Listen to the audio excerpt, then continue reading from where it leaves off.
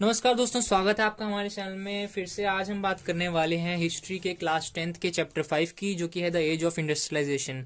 तो आज मैं इस चैप्टर की बात करूंगा। ये मेरा इस चैप्टर का फर्स्ट वीडियो है। इसका मतलब कि हम इसमें बात करेंगे चैप्टर के इंट्रोडक्शन की, जिसमें कि 2 पेंटिंग्स के बारे में बताया गया है, और चैप्टर के फर्स्ट पार्ट की बिफोर द इंडस्ट्रियल रेवोल्यूशन। तो मैं इस फर्स्ट पार्ट को इस वीडियो में कवर करूंगा। उसके बाद जो सेकंड पार्ट होगा उसमें hand labour and steam power की बात करेंगे हम। तो ये जो जब मैं फर्स्ट वीडियो फर्स्ट पार्ट खत्म करूंगा तो 108 पेज नंबर तक हमारा ये चैप्टर कंप्लीट हो जाएगा।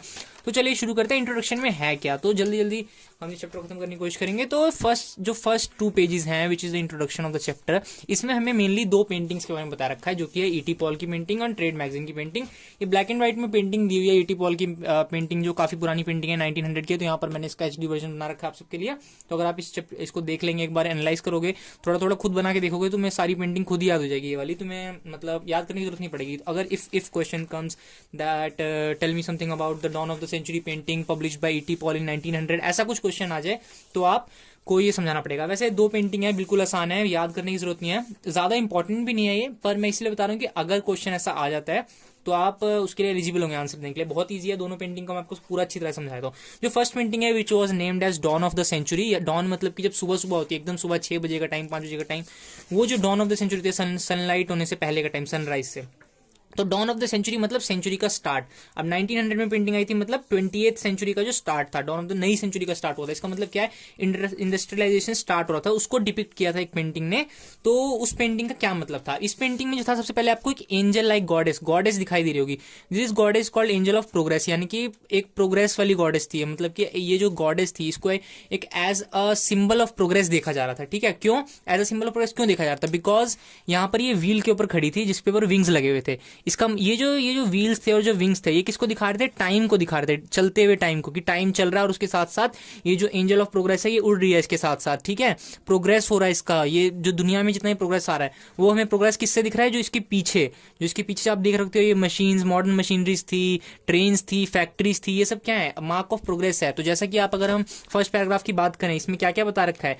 द इलस्ट्रेशन, मतलब कि जो ये इमेज है, ये क्या क्या दिखा रही है? कि a picture of a goddess like figure, मतलब भगवान जैसी एक फिगर है, the angel of progress which is called angel of progress again. और उसके बाद क्या है, इसको she gently perched on a wheel with wings, मतलब उसको किस पे रखा हुआ है? एक व्हील पे रखा हुआ है, जो कि विंग्स लगे हुए हैं जिस व्हील को, जो कि क्या सिंबलाइज कर रहे हैं? टाइम को सिंबलाइज कर रहे हैं।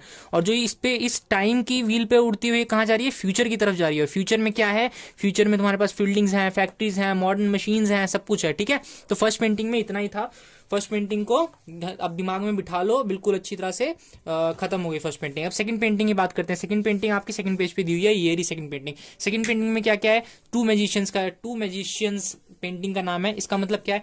सबसे ऊपर एक मैजिशियन अपना अलादीन है, जिसके पास की जादू का चिराग था। ये जादू का चिराग बना रखा है मैंने, ठीक है, इस पे ये बनाया तो ठीक है, ये जादू का चिराग है जिससे कि उसने पैलेस बनाया। तो जो अगर मैं दोनों इस पेंटिंग को जरा पास से दिखाने की कोशिश करता हूं ताकि आपको अच्छी तरह से समझ में आ जाए, तो सबसे ऊपर क्या है? ये अलादीन है, जिसने जादू के चिराग से ये वाला जो पूरा पैलेस बनाया है। और जिसको कंपैरिजन किससे किया हुआ है? इसका कंपैरिजन किया हुआ है मॉडर्न मशीन, एक मॉडर्न मैकेनिक है, जिसके हाथ में ये बहुत बड़ी अच्छी सी मशीन है, जिससे कि उसने ये बड़ी सी फैक्ट्री, बड़ी सी बिल्डिंग बनाई है। तो देख सकते हो आप दोनों कंपैरिजन के बीच में 2 मैजिशियन, जो कि 1901 में आई थी, मतलब 1 साल के बाद उस वाली पेंटिंग के। ठीक है, तो ये दोनों पेंटिंग है। तो ये पेंटिंग में इसमें क्या हो रहा है कि जो अलादीन है वो किसको दिखा रहा है? पास्ट को दिखा रहा है। ठीक है, जो कि ईस्ट एंड द पास्ट। और जो मॉडर्न मैकेनिक है वो किसको दिखा रहा है? वेस्टर्न सोसाइटी को, मॉडर्न सोसाइटी को, मॉडर्निटी दिखा रहा है और वेस्टर्न सोसाइटी दिखा रहा है। ठीक है, हम बात करते हैं ना कि वेस्ट हमारा जो कल्चर है, जो वेस्ट की तरफ जा रहा है, हम वेस्टर्न कल्चर को वो कर रहे हैं। तो किस लिए? क्योंकि मॉडर्न टाइम्स के जो कल्चर की बात की गई है उसको वेस्ट बताया गया है।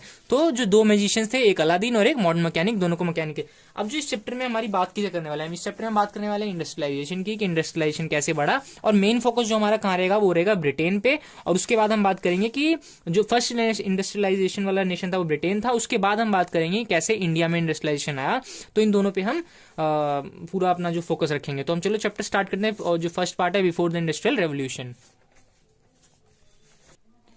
तो अब हम बात करने वाले हैं जो मेन पार्ट 1 है चैप्टर का, जो बिफोर द इंडस्ट्रियल रेवोल्यूशन, मतलब इंडस्ट्रियल रेवोल्यूशन से पहले का जो जितना भी प्रोसेस था वो क्या था।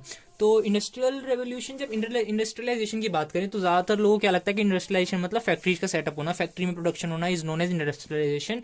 But this is not true. अगर मैं गूगल पे इंडस्ट्रियलाइजेशन की डेफिनेशन सर्च करूं तो यहाँ पर लिखा हुआ है, industrialisation is the process of period of social and economic change that transforms a human group from an agrarian society into an industrial society. इसका मतलब क्या है? एग्रेरियन सोसाइटी मतलब agricultural society, to an industrial society मतलब जो industries में production वगैरह हो या फिर प्रोडक्शन एक तरह से, ठीक है। तो ये बात है हमारी इंडस्ट्रियलाइजेशन की। तो मेनली अब बिफोर द इंडस्ट्रियलाइजेशन क्या है, मेन चैप्टर पे आ जाते हैं वापस।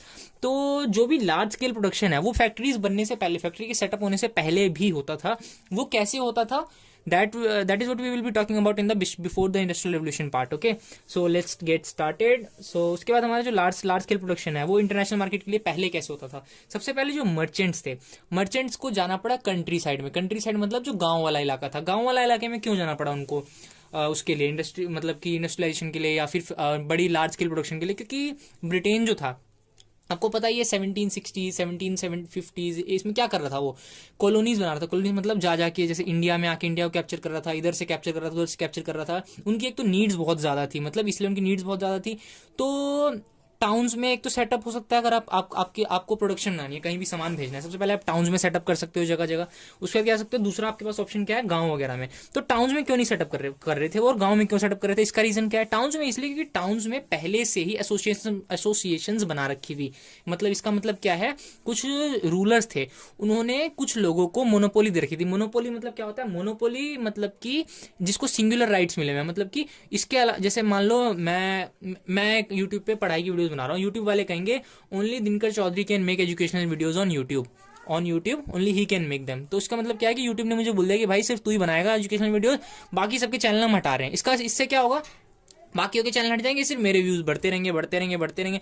तो रूलर्स ने ऐसा ही कर रखा था टाउन्स में। उन्होंने क्या कर रखा था, बोल रखा था कि ये केबल वाला, ये जो श्याम कुमार है, यही केबल वाला जो सब्जी बेच सकता है, वो ये हमारा ये लखनऊ का जो ये मिस्टर सुरेश है, यही बेचेंगे पूरा सब। तो ऐसी मोनोपोली थी टाउन्स में। तो मर्चेंट जो थे उसके अंदर, टाउन्स के अंदर अपना बिजनेस सेटअप नहीं कर पा रहे थे। वो क्या, उन्होंने क्या किया, फिर वो गए वहां पर कंट्री साइड में। कंट्री साइड मतलब कि गांव वाले इलाके में। वहां उन्होंने क्या किया, वहां पर उनको एडवांस वगैरह देने की कोशिश की, कहा कि चलो यार मेरे साथ आओ, तुम मेरे लिए काम करो, मैं तुम्हें सामान दूंगा। अब मर्चेंट्स तैयार क्यों, जो वहां पर जो गांव वाले लोग थे वो तैयार क्यों हुए? क्योंकि अगर आपने और चैप्टर पढ़ा है पीजेंट्स एंड फार्मर्स और फॉरेस्ट सोसाइटी वगैरह, तो उसमें आपको पता चलेगा कि जो ये वाला इलाका, एक ये जो टाइम पीरियड था वो ऐसा टाइम पीरियड था जिसमें कि जो एग्रीकल्चरल लैंड थी वो कम हो रही थी और इंडस्ट्रियलाइजेशन बढ़ रहा था, मतलब कि दूसरे कामों में लोग जा रहे थे। तो जो एग्रीकल्चर था वो धीरे धीरे नीचे जा रहा था। इसका क्या होता है, उनकी जो इनकम थी, जो भी गांव वाले कंट्री साइड में लोग थे, उनकी इनकम नीचे जा रही थी, उनका सर्वाइवल जो था वो डिफिकल्ट होता जा रहा था। उनके पास लैंड भी किसी के पास कम थी। तो जैसे उन्होंने सुना कि मर्चेंट्स हमें एडवांस दे रहे हैं काम करने के लिए और चलो यार इनके लिए काम करते, तो उन्होंने काम करना शुरू कर दिया। तो ये उनके लिए एक लॉटरी निकलने जैसा था, ठीक है।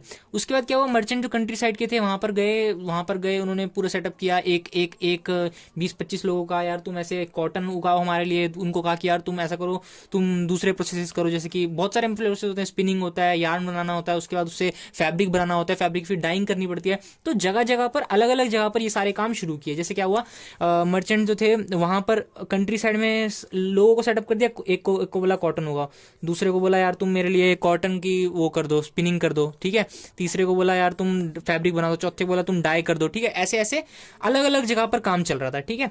तो यहाँ पर जब इस सेकंड पेज पे आप जैसे ही आते हो, पेज का ट्राई करोगे, तो ये एक सिस्टम डेवलप हो गया था कंट्री साइड के लोगों के बीच में और मर्चेंट्स के बीच में, जिसमें कि एक मर्चेंट जो था वो वूल लेता था वूल स्टेपलर से, उसके बाद स्पिनर्स के पास उसको लेके जाता था, वहां पर थ्रेड तैयार हो जाते थे।